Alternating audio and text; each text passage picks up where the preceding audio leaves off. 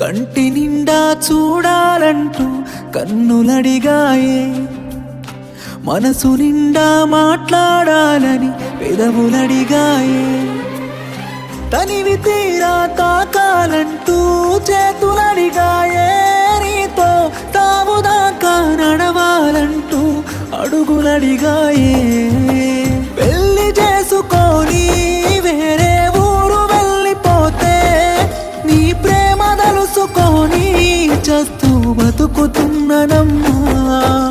మందు దాగుకుంటా నిన్నే మరిచిపోదామంటే ఆ మందు దాగినంటే మస్తు గుర్తుకొస్తవమ్మా. సీతారాములలాగే